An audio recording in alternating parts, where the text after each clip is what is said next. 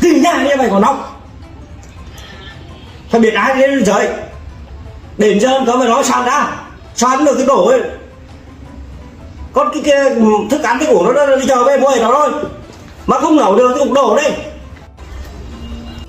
Cơm nước cái xong con qua cả 8 tháng 3 vùng 14 tháng 2 20 tháng 10 đủ cho bỏ đi nhá.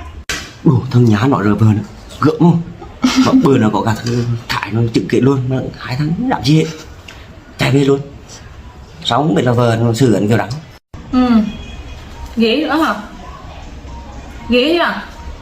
Mấy ông mới đi gan to này lệ qua cạo là bình thường kia đăng ý em đăng có ứng theo được không? Ồ rất là liêu anh chỉ chạm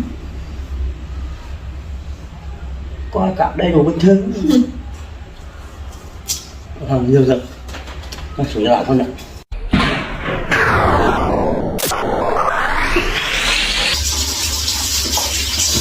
Nhà như thật rồi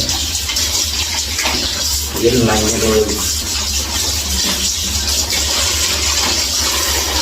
nhà to